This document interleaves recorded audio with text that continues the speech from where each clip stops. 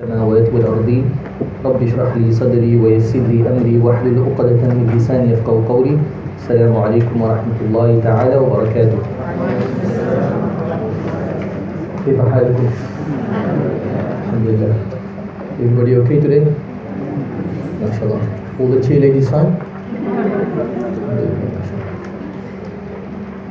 All the chairmen okay? Uncle Adam, I see you got a promotion. Alhamdulillah. So last week we introduced these, I think, rather important verses relating to the months of the year, and primarily if we put into context, and I think all about reading Quran and understanding the context of certain verses, because if you're reading Surah Tawbah and you're discussing the months of the year, what relationship does it have to Bara'ah? The fact that Allah exalts Himself from the idolaters, Allah exalts Himself from the people of the book. But in terms of our context, that's the primary issue, that Allah exalts Himself from the Jews and Christians and from the polytheists. And one of the polytheistic trends was not only in terms of belief, but in terms of the laws. And what did they do? Allah sets a certain structure in terms of the months of the year. They seek to change that structure, change the laws of Allah subhanahu wa ta'ala. And this again serves as one of those reasons that Allah subhanahu wa ta'ala would take issue with the polytheists in terms of their meddling, in terms of the law of Allah subhanahu wa ta'ala. Right? And Allah knows best. Right? So we had discussed that at length in terms of the months of the year, and I had somewhat left it to you to run through the translation, but if need be, inshallah, we can quickly work through the translation and come to the next set of verses, which in terms of the surah being divided into portions, this would be the end of the fourth portion, and the ayah which reads Ya ayyuhalladhina amanu further down, that would be the beginning of the fifth portion in terms of Surah At-Tawbah. So what are we going to do? Are we going to read and translate? Or are we going to start from Ya ayyuhalladhina amanu? Ya ayyuhalladhina amanu. Okay, it appears that we have a consensus on that, inshallah. Start from Ya ayyuhalladhina amanu. Okay, one voice says let's go from Ya ayyuhalladhina amanu, from the first section. Would you like to run through the translation? Okay, maybe by a show of hands. Translation from Inni Iddat Ash-Shuhur. Okay, so there's two. Okay, three.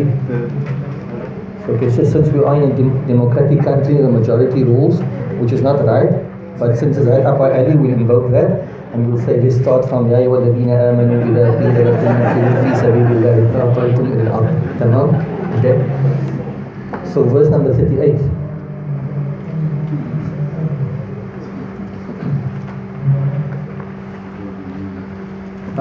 And again, I don't want to labor too much on this particular point, but for me it's like really very beneficial if we understand the broad idea behind this particular chapter. And the broad idea, let's go through this, and I'm going to translate. So if I'm going to read and translate, so that we're not faced with this issue further on where we're going to decide whether just to go on and leave the translation for yourself. I'm going to translate as we go along, inshallah, but allow me to give a basic introduction. So we're busy with Surah Bara'ah. Everybody would agree with that. The name is basically also known as Surah Tawbah, and we understand why.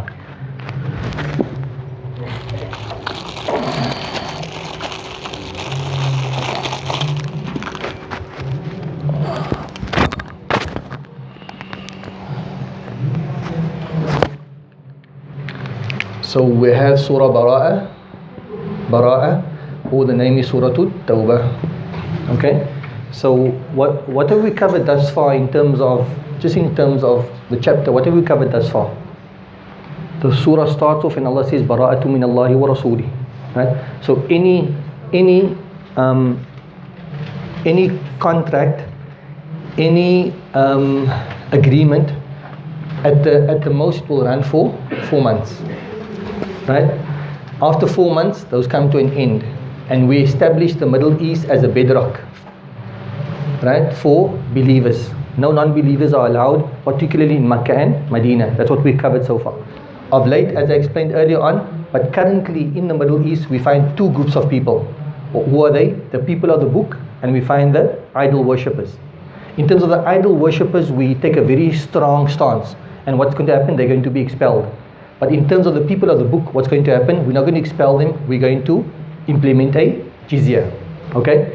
Then Allah subhanahu wa ta'ala, it's almost like now He lists reasons, why do we expel, why do we take a jizya, where did they go off? So in terms of the people of the book, they went off in terms of their belief, and what did we discuss? Mismanagement of public funds, right? So I'm just going to mismanagement of public funds. And then in terms of the polytheists, what did they do? They did a number of things. The primary thing is that they associate partners unto Allah subhanahu wa ta'ala. So the one again in them is in terms of their belief. And if you wanted to in terms of their practice, what was the problem with their practice? They basically meddled with the law of Allah subhanahu wa ta'ala. The most recent example, or rather the example which Allah mentions here, is changing the months around. Okay. Now what happens is, the surah now comes to another point now. The surah comes to another point. And now, where are we in terms of the timeline? Basically now in terms of the timeline, Surah Bara'ah is one of the last chapters to be revealed. Allah talks about Yawm al-Hajj al-Akbar. That referred to the farewell Hajj. I speak under correction, very late in terms of history. Then we had Allah mention in terms of history again, لَقَدْ نَصَرَكُمُ اللَّهُ فِي مَوَاطِنَ كَثِيرَةٍ وَيَوْمَ حُنَيْنٍ, the battle of Hunain, right? So that was very late. And now following the battle of Hunain, what happens now is we now in terms of timeline, we're going to the battle, a very famous battle known as Tabuk. So this is where we are in terms of timeline. Is everybody with me? So the battle of Tabuk, it takes place in the 9th year of Hijrah. The battle of Tabuk takes place in the 9th year of Hijrah. What happens here is, number one, the 9th year of Hijrah. Number two is, what month are we in now? We're now in the month of, in terms of the solar calendar, we're in the month of March. We're going to March now. So now March, April, May, June and July, right? We are in the southern hemisphere, right? In the northern hemisphere, so we're going to go into winter, right? Autumn, winter. In the northern hemisphere, they're moving towards summer. Okay, so these are the summer months. Tabuk happened in the summer months. Now if it's hot here, it's even hotter over there. Okay, so at the time in the 9th year of Hijrah, prior to this, there was a number of things happening. Number one, it was summertime. It was very hot. They were experiencing a drought, and also it was a time of harvest. Like if you go to Medina, for example, for Hajj, you're going to get fresh dates. Why? Because the dates are harvested now, and by the time you go for Hajj, then basically you get the fresh dates. Right? If Hajj was before that, you could basically get last year's dates because it was harvested the year before, and they only harvest like once a year. Okay, so this is basically the time period. Then what happens is, who's the Prophet ﷺ going to fight with, right? And it's interesting, I think, to read in the particular history, and it helps us understand this whole concept of jihad. So if you just just imagine this was the Arabian Peninsula over there, this is the Horn of Africa, and we're down here in Cape Town. So basically Jeddah would be here, Makkah would be here, and Medina would be here. So where's the Prophet ﷺ? He is in Medina. So what happens is, by this time, by the 9th, looking at Surah Tawbah, what has happened? Practically what has happened? The entire Arabian Peninsula had come under the control of Islam and the Muslims. Okay, at the time up here, so this is south here, and this is north over here, and we have the east over here, and we're going to have the west over here. So if you go northwards up here, right, you're going to go to a place which we term in English today as the Levant. You heard about that term? So the Levant, in other words, what we would refer to, and still we refer today as Sham, right? So at that time, who was in the Levant? Sorry? The Romans. in what we know as current day Damascus. Damascus is the oldest inhabited city. At that time, Damascus was, I speak under correction, but a capital, basically the Christian capital, the Roman capital. Romans were Christians, they had adopted Christianity as their religion, and the capital of the Roman Empire, Christianity, I speak under correction, was Damascus. If not, then Damascus was like a major city. Are you with me? So what happened was, those in Damascus, maybe you must just take this off here. So do that. So you're now familiar with that. You got this over there. But now I just want to, if this is Damascus over here, and this is the Arabian Peninsula over here, what happens was you had certain tribes living over here. In other words, bordering the Roman Empire and the Arabian Peninsula, right? I think the most famous one from amongst them would be the Ghassan tribe. Ghassan. And the other one was Lakham, I forget the third one. They used to be over here. Now they were basically, if you wanted to, they had a political allegiance to the Roman Empire.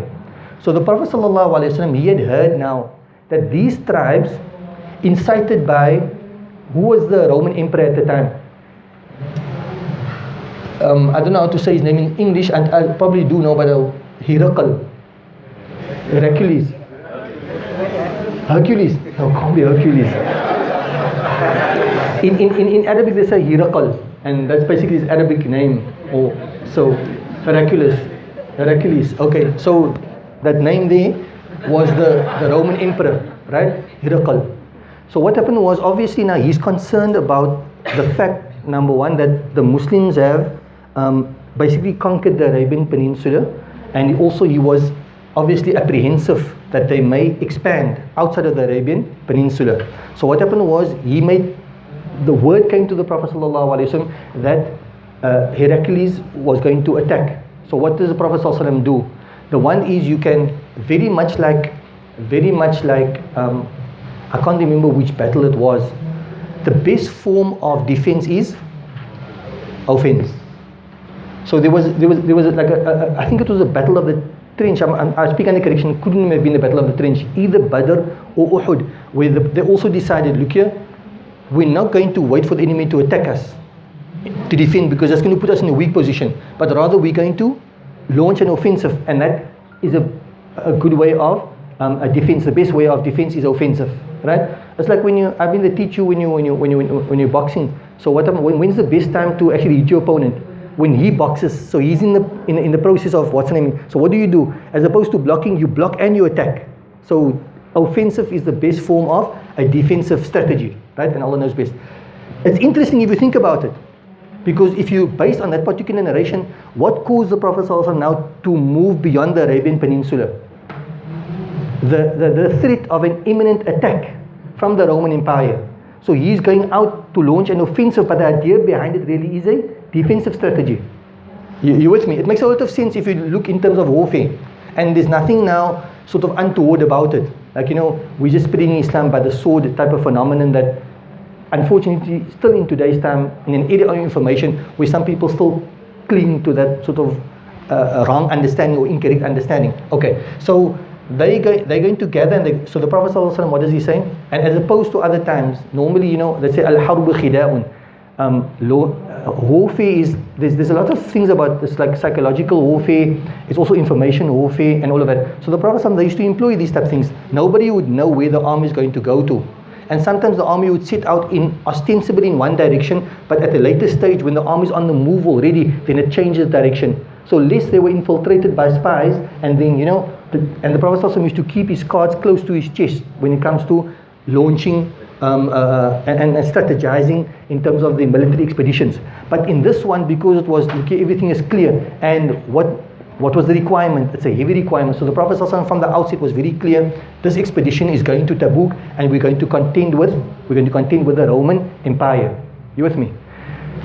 You're okay with that? So that's basically where we find ourselves, both in terms of history and in terms of the surah. The surah is now going to start talking about Tabuk, right? So if you think about the context, and this is important for me, think about the context. What is the context? You have 4 months, what do you call that now? 4 months window period, right? what's going to happen consequent to that would be that non-believers, in terms of idolaters, going to be expelled. Jews and Christians are allowed to live, but they must pay a tax. So now we secured the homeland, so to say. But is it completely secure? No, you still have this threat from outsiders. And now the balance of the surah, except for 2 verses, is going to deal with this imminent threat from outside. So do you see how the whole surah fits together? Because from here right to the end, Allah is going to speak about striving in the path of Allah. And what is striving in the path of Allah in terms of the context now? For which battle? The battle of Tabuk. You with me? But you see how the important thing for me is not to look at it in isolation, how it ties into the basic surah. And everything fits together. So a small level, and you get the bigger picture. Right? Okay. So Ghazwatu Tabuk, that's basically, I was amazed actually when I read it, and it didn't occur to me, but this is, may Allah reward our scholars, except for 2 verses, the balance of the surah is entirely dedicated to this whole idea of striving in the path of Allah. Except for 2 verses. I mean, and we have, what do we have? We have 3/4 if you look at the Jews, what amounts to 3/4 of the Jews we have left in terms of Surah Tawbah.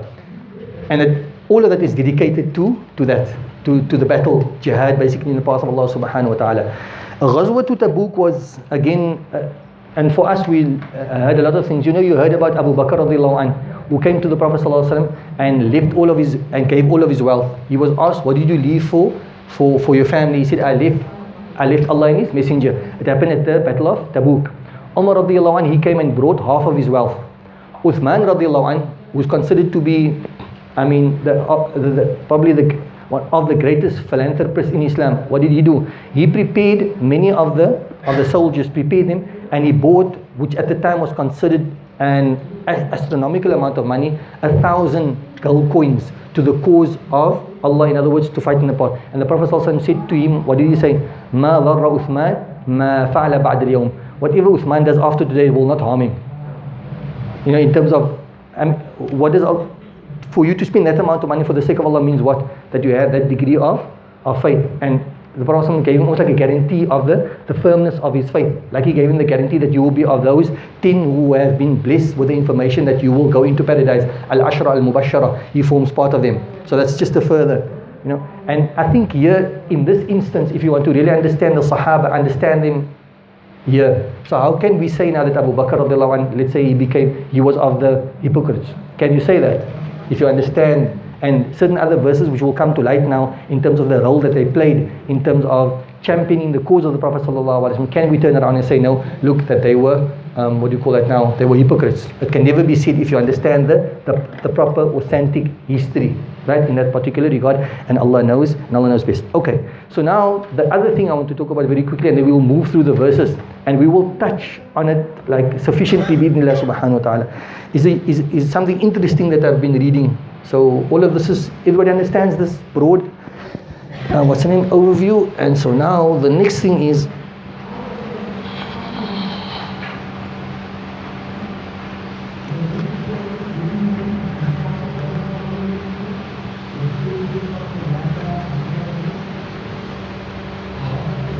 so what happened now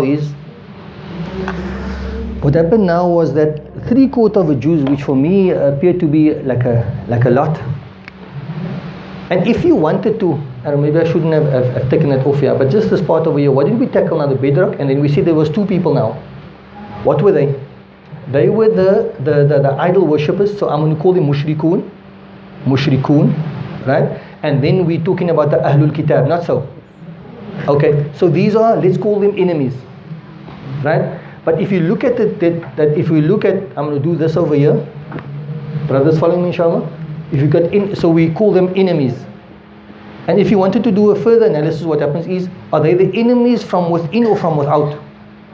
So the enemies from without, the mushrikun, we clearly know who they are. And the people of the book, we clearly know who they are. But what happens is, you know, like they say, one of the recent mujahids, they said that, you know, in your magazine for your gun, so they have 10 bullets.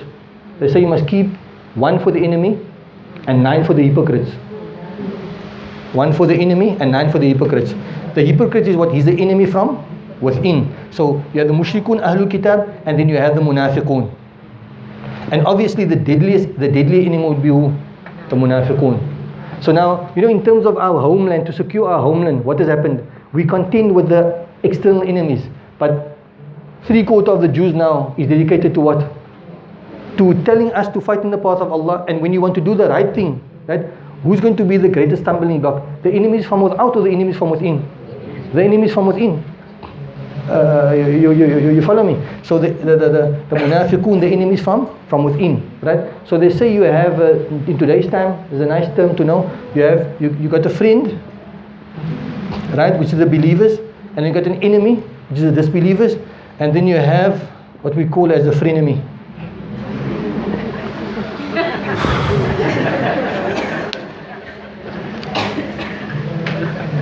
You have a frenemy. وَكَمْ أَكْثَرُهُمْ فِي هَذِهِ الْأَيَّامِ. And how many frenemies don't we have in today's time? Right? So this is unique, because what does it afford us to do? It affords us to understand, I think, above everything else, and I wouldn't use this term, right, had I not read the term in terms of the explanation given by certain ulamas. It helps us understand the psychology of a hypocrite. And when you understand the psychology of a hypocrite, right, it will help us. Forewarned is forearmed. So Allah describes the hypocrites, Allah describes the believers, He describes the disbelievers. Many times you find that you and I, Allah forbid, may have qualities. It doesn't make you a hypocrite, but you and I may have qualities, in other words, hypocritical qualities. And when we learn about these things, we must come to address these things. You follow me? I'll give you an example of what struck me, because it was something which a friend of mine mentioned to me. One of the hypocrites. Now, has anybody been to the Levant? Has anybody been to Damascus in particular? Anybody? Damascus, okay, nice, lovely. So, I don't know if I should ask you this question in class, like this, because it might be a problem.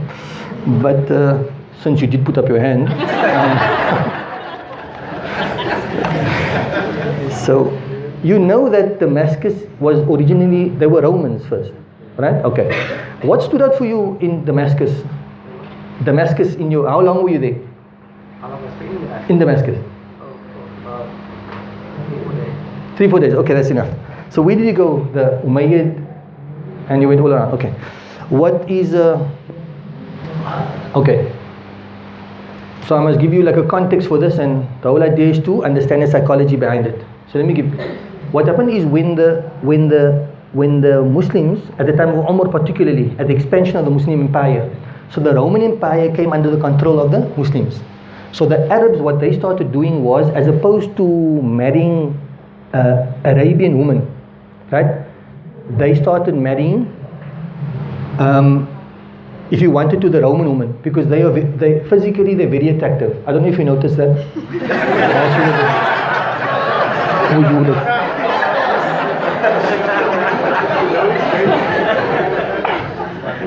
So what do you agree with me or not, Habib? Would you agree that Damascus, they're Arab women now, but I mean they're actually Roman Arab? Are they very attractive or not? So they appear to be attractive to some. Let's put it that way, very neutral. Okay. So now, but it was a phenomenon. Maybe, I don't know about you, they weren't as pious as you maybe, but the Sahaba and the Tabi'een, they decided, look here, we're going to get married to the Roman Arab woman of that, what's her name? Umar radiallahu anhu said, no, don't do that. Umar consciously, look, you can, but what about, you get married to sort of like, hunna libasul lakum wa antum libasul lahun. He used to encourage the companions get married to, you're basically your own. It actually makes more sense if you look at it in that particular way for a number of reasons. Hunna libas, they are raiment for you and you are raiment for them. So you've got to get the right size and the right fit and that type of thing. Okay, so what did I want to say? You see, when you start talking about women and then Allah khadjamaka. Ya salam.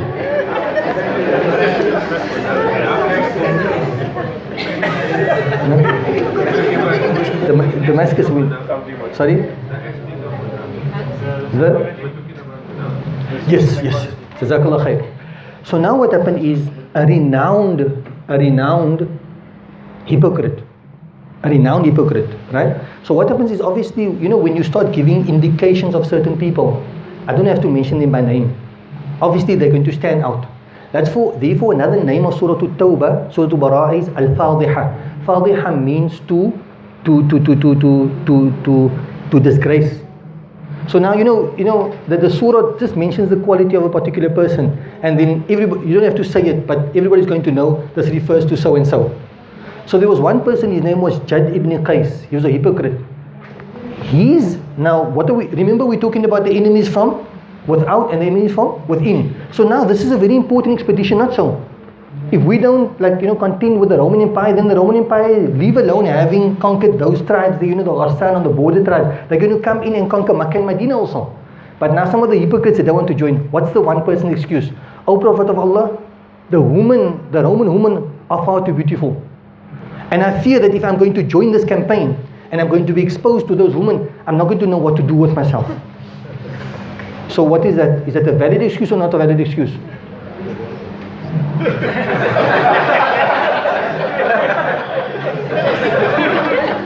Okay, I'll give you this. It appears to be a valid excuse. And for many of us, it also appears to be a valid excuse. But in Quranic terms, it's not a valid excuse.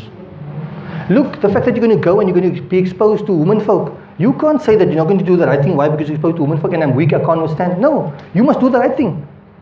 It means you're fighting the path of Allah. It means that at that point you must lower your gaze and you must lower your gaze. Are you with me?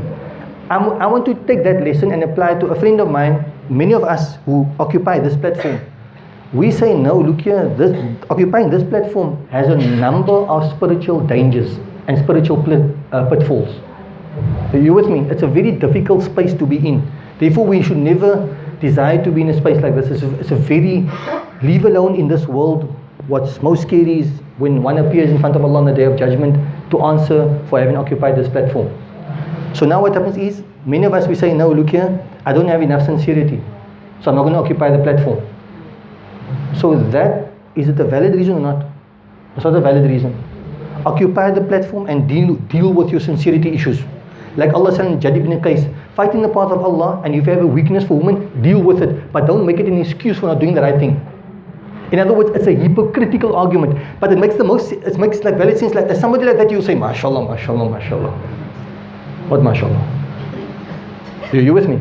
You must deal with those particular issues and not use it an excuse, even sometimes though it appears to be like a very valid type issue. You follow me? And it gives you almost like the sense of piety, but it's actually not. It's a very hypocritical argument. You follow me? Now, like this, when we read throughout the surah, you're going to come across what Allah subhanahu wa ta'ala is going to refer to, and there's pages and pages where Allah deals with the hypocrites and the ostensible reasons for not joining the Muslim army, and also the psychological warfare that they launched against the Muslims. Like they would tell the Muslims amongst themselves, look, you might have defeated the Quraysh, right, who was the leading tribe, but fighting against the Quraysh is something, but launching yourself against a formidable Roman army, that's something else. Can you see the psychological warfare? They don't think now you conquer the Arabian Peninsula, you can conquer the world. But the companions, they were, that's why it's a blessing that the hypocrites didn't join, because if the hypocrites join, they will sap the morale of the Muslims by having such talks. No, it can't be done, it can't be done, it can't be done. Are you with me? So it's a very important lesson. And for years I've had this book in my library. I haven't opened it and really read it. It talks about psychology within Quran. Now obviously psychology in Quran is going to be positive psychology, but you also get to expose, because now they're using psychology, but positive or negative? Negative. But also when you recognize what a negative psychology is, you're able to deal with it. Because like look, the psychology we discussed now appeared to be sort of like very reasonable for us. That's like a good reason enough for you to stay behind, but it wasn't a good enough reason to stay behind. So the psychological, sort of like understanding of certain things, you and I know within ourselves how potent that is and how important it is for us to actually be able to tackle it, and Allah subhanahu wa ta'ala knows best. So this is basically what's going to happen now in the ayat that come. Everybody is okay with it? Tamam. I'm thinking about Damascus, man. Now, if you haven't been to Damascus, you must go. Not for the ladies, no? Damascus, oh, what a beautiful place. Oh, what a beautiful place. And when every student I met, that went to Damascus. You know, when you go and you study Deen, right? And now you come back, what happens is that when you go and you want to come home now, you come home as everything. And you like almost like happy also to leave, but not Damascus. When you leave Damascus, you cry because you're leaving for home. Because you don't know whether you get the opportunity to come back to that place. That place it was and still is, inshallah, a blessed place. What a place. I don't think so, no? Because Damascus currently still, it's a stronghold of the Ba'athist party or the leading party. So it's not, Damascus up until now I don't think has really been affected. What has been affected basically was the amount of scholars that may be relocated. And the essence of Damascus, you know, was really in terms of its scholarship. You know, in Damascus, like, you know, women folk, not like a handful, like hundreds, memorized Bukhari. They're walking around like, you know, one Christian guy came to me the other day, he saw the books in the lounge, he says, are you also walking Quran? So they understand like that, you know, like a walking Quran, like you memorize the Quran. In Damascus you find women folk, memorize Sahih Muslim, Sahih Bukhari. You know the Riyadul Salihin, which is like a thick book, that's like normal. That's like normal. Ajib, the Islamic, you know, sort of like tradition in Damascus, Ajib. And they have a perfect balance in terms of understanding of madhahib. Hanafis live with Shafis and that type of thing. And then also tasawwuf, spirituality is very strong in terms of, you know, like it's just most of the beings, they are spiritual beings. So if you ever do get an opportunity, you know, Damascus should be like a place that you should definitely visit. Now, tamam. The resurgence that you find in the West and so forth now in the 21st century, almost all of those students, they went to Damascus and they studied under the great ulama over there, and then they went to, you know, like to Jordan, not even Jordan, one or two in Jordan, but they went, you know, back to, so the great ulama were awliyaullah. They say the Qutb, there's a narration about the Qutb, that 40 people, saintly people, that as a result of their blessing, the world as we know it is in subsistence. Some say that those Qutb, they exclusively in Damascus, they're only there, the Qutb. We used to stay in a place that's called Ruknuddin, right? It was like sort of that time, in the 40s it was considered to be outside of Damascus. In Ruknuddin they have a Jabal Qasiyun. They say that, you know, that those elite people, they actually reside in that particular area. So, but also you go, when you go to some place, you get what you're looking for. You know, you may go, we may go and just see like, you know, okay, but if you go and you're searching for those particular things, Allah subhanahu wa ta'ala will, you know, one of our scholars, Maulana Shu'aib from Laudium, I met him in Damascus. He came at the time and he was writing a biography of the 20th century scholars. It's been published in English, you can get it from DTI. He went and I remember going with him to visit some of the scholars, you know, and basically taking their biographies from them, and afterwards he published it in the book and published it here, you know. So he also studied there. When I came, he left, because you can't have two walis in one place.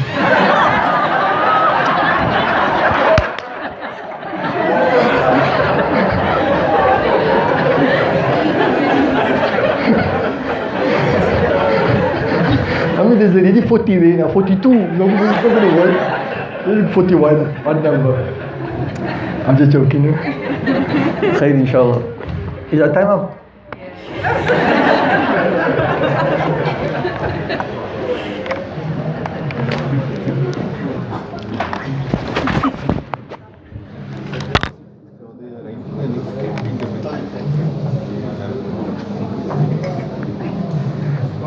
So now, you know, now